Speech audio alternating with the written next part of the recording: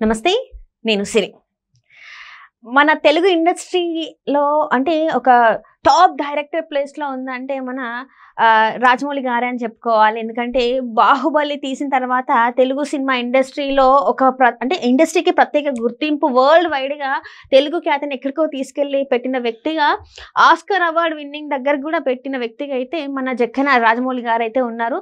అయితే ఇప్పుడు రాజమౌళి గారి ఒక వీడియో ఒకటైతే సోషల్ మీడియాలో వైరల్ అవుతుంది. అదేంటంటే యాంకర్ రష్మికి ఇంకా రాజమౌళి గారి మధ్యన లవ్ అనేది ఆ వీడియోలో కనిపిస్తుంది. ఇంతకీ ఏంటి అసలు ఆ వీడియో ఏంటి, అసలు ఇది ఎప్పటిది ఏంటి అనేది చాలా మందిలో ఒక క్యూరియాసిటీ పెరిగిపోయింది. సో దానికి సంబంధించి మనకి వివరించడానికి మనతో పాటు ఉన్నారు ప్రముఖ సినీ క్రిటిక్ దాసరి విజ్ఞాన్ గారు. నమస్కారం సార్. నమస్తే సార్, రాజమౌళి గారికి ఇంకా యాంకర్ రష్మి గారికి మధ్యలో లవ్ అనేది ఇది ఇప్పుడు చర్చనీయాంశమైంది. అసలు ఏంటంటారు ఈ వీడియో ఏంటి, ఇదంతా ఏంటి, అసలు ఇదంతా ఎప్పుడు జరిగింది? రాజమౌళి గారు హీజ్ అంటే ఒక మార్గదర్శి ఫర్ నెక్స్ట్ జనరేషన్ డైరెక్టర్స్. అంటే ఏదో బాహుబలి తీశాడు, RRR తీశాడు అలా చెప్పట్ల. పాన్ ఇండియా లెవెల్లో మన సినిమాని మార్కెట్ చేసుకోవడం, అలాగే అవుట్ ఆఫ్ కంట్రీస్లో కూడా మనం మార్కెట్ చేసుకోవడం. ఒకప్పుడు ఉన్నాయిలే, అప్పుడు ఎప్పుడో ముత్తు సినిమా టైంలో కూడా జపాన్కి వెళ్ళారు, కాదనట్లా. బట్ ఫుల్ ప్లెడ్జ్డ్గా అందరికీ తెలిసేలా చేశాడు రాజమౌళి. ఇప్పుడు ఆయన్ని ఇన్స్పిరేషన్గా తీసుకొని ప్రతి ఒక్కరు వాళ్ళ ప్రోడక్ట్ని రకరకాల దేశాల్లో అమ్ముకుంటారు. నెక్స్ట్ ఆస్కార్ లెవెల్లో కూడా మన సినిమాలని అవార్డు సాధించవచ్చు అని కూడా నేర్పించాడు. అంటే డైరెక్ట్ ఇక్కడ నుంచి మనకి ఎన్నిక లేకపోయినా విదేశీ నుంచి కూడా మనం అందులో చొరబడవచ్చు, సాధించవచ్చు. ఇలాంటివన్నీ నేర్పించాడు. అండ్ ఓవర్సీస్లో ఎలా ప్రమోట్ చేసుకోవాలి, ఆ మార్కెట్, ఆ స్ట్రాటజీ అంతా కూడా నేర్పించాడు. అఫ్ కోర్స్ దాంట్లో రాణా దగ్గుపాటి కూడా పెద్ద పాత్రే ఉందని చెప్పుకోవచ్చు. ఇవన్నీ వేరే విషయం. ఇప్పుడు ఈరోజు మనం రాజమౌళి గారి గురించి మాట్లాడుకుంటున్నాం అంటే ఆల్రెడీ ఒక శిఖరం.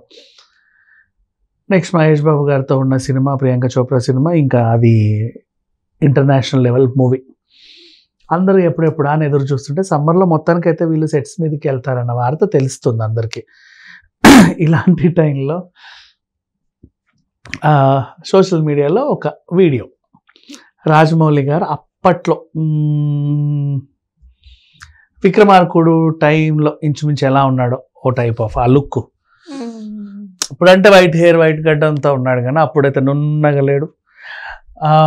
రెట్రో సినిమాలలో రాజీవ్ కనకాలకి గెటప్ వేస్తే ఎలా ఉంటాడు అలా అలా అలా ఉన్నాడు.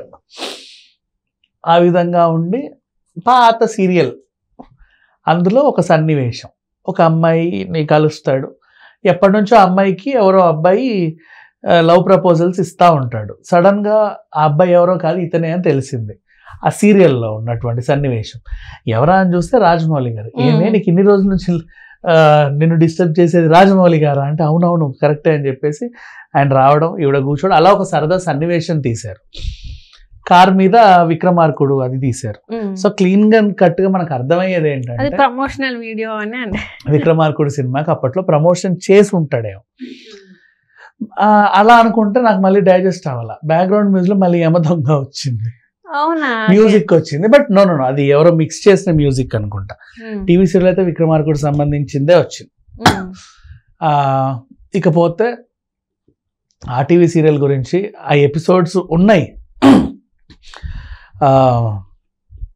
యువ టీవీ సీరియల్ పేరు స్టార్ మాలో అప్పట్లో వచ్చింది. అప్పట్లో అంటే ఓల్డ్ మానే మా టీవీ కొత్తలో కొత్తలో శనివారం సాయంత్రం 4 గంటలకా లేక ప్రతిరోజు సాయంత్రం 4 గంటలకా నాకు గుర్తులేదు, కానీ 4 గంటల స్లాట్ నాకు బాగా గుర్తు. సాయంత్రం వచ్చింది. అరే ఏం సీరియల్ ఇది అనుకుంటే మన ఇతను వినాయకుడు, మన కృష్ణుడు, అతను మన ఈ పిల్లోడు బిగ్ బాస్ లో కూడా చేశాడే, కౌశిక్, కండలు వేసుకొని పొట్టిగా ఉంటాడు. పిల్లోడి పేరేంటి, ఏంటో వీళ్ళ పేర్లు గుర్తు రావట్లా. మంచి అబ్బాయి అతను. ఇంకో 2-3 ఆర్టిస్టులు, రేష్మి, అప్పట్లో నవీన, అందరూ ఉన్నారు. ఎవరెవరెవరో. సరే మంచిదే కదా. సో అంటే కండల్ అంటే విశ్వక విశ్వ ఓకే బాగా గుర్తుంది. వీళ్ళంతా ఉన్నారు అనమాట. యువ ఫస్ట్ ఎపిసోడ్ ఎలా స్టార్ట్ అవుతుంది అంటే మన సునీల్ గారి వాయిస్తో స్టార్ట్ అవుతుంది. మీరందరూ కూడా ఈ బిజీ లైఫ్లో హాయిగా నవ్వుకోవడానికి ఒక సీరియల్ రాబోతుందని చెప్పడం, అట్లా సరదాగా సాగే సీరియలే. బట్ అంటే ఏంటంటే టీవీ సీరియళ్ళు అన్ని ఛానల్స్లో ఈటీవీ జెమినీ అప్పట్లో స్టార్ ఓ రేంజ్లో ఉండేవి. ఇప్పుడు స్టార్ మా అయింది, కానీ అప్పుడు స్టార్ అంటే ఈటీవీ జెమినీయే.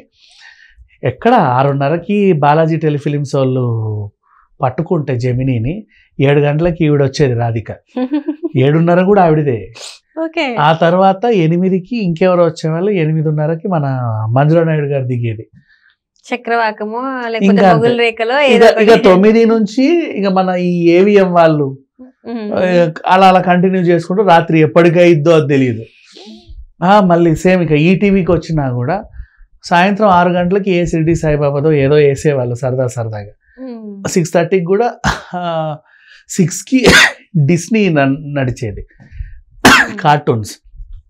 6:30కి వచ్చేసి ఇవి డబ్బింగ్ బాబావో లేకపోతే ఏదో చరిత్రలో వచ్చేవి. 7కి మళ్ళీ రాధికమ్మతో స్టార్ట్ అయితే ఇక్కడ రాధికే అక్కడ రాధికే 7 o'clock సిరీస్.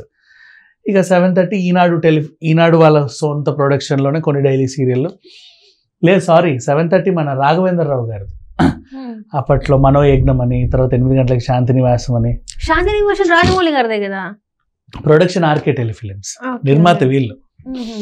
సో వచ్చేవన్నమాట ఈ టీవీ సీరియల్. 8:30 మళ్ళీ సుమన్ స్లాట్, అది ఎవరికి ఇవ్వరు, వీక్లీ 1 సీరియల్ వచ్చేది సుమన్వి. ఇంకా 9కి యాజ్ యూజువల్ ఈటీవీ న్యూస్. 9:30కి ఇప్పుడు అప్పట్లో కొన్ని డైలీ సీరియల్ వచ్చేవి, అంతకుముందు ప్రోగ్రామ్స్ ఉన్నాయి, ఇప్పుడు మళ్ళీ ప్రోగ్రామ్స్ వస్తున్నాయి. అది ఈటీవీ. ఈ టైం నేను చెప్పేది, ఆ టైంలో యువ అని ఒక సీరియల్ వచ్చింది. అసలు ఒక సెన్సేషన్ అది. అంటే యూత్ సరదాగా తిరిగితే సినిమాలు వచ్చేవి, ఆ సినిమా టైప్లో ఇది ఒక సీరియల్ అనమాట.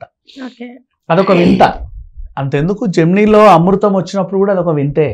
అసలు అమృతంకి ఇప్పటికి ఈ రోజుకి ఇంకా మనం ఎపిసోడ్స్ పెట్టుకొని చూస్తూనే ఉంటాం కదా. అదొక వింత అప్పట్లో, అదొక వింత అలా రావడం. అండ్ ఈ కళాఖండాలన్నీ కూడా క్రియేటివిటీ అంతా కూడా మన జస్టెల్లో వాళ్ళు, మన చంద్రశేఖర్ రిలేటివ్ వాళ్ళు, గన్నరాజు గన్నం వాళ్ళు, వీళ్ళ పుణ్యమాన్ని. రాజమౌళి గారు ఆబ్వియస్లీ వీళ్ళంతా ఒకటే టీం. రాజమౌళి గారు వాళ్ళ వైఫ్ కూడా యాక్ట్ చేశారు అప్పట్లో. వీళ్ళంతా ఒక టీం అనమాట, సరదాగా ఇందులో ఇలా ఉండేవాళ్ళు. అప్పుడు వచ్చింది యువ సీరియల్.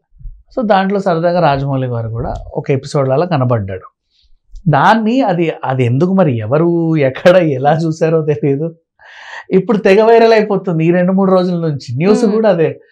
అండ్ రేష్మి పంట పండింది అనుకో.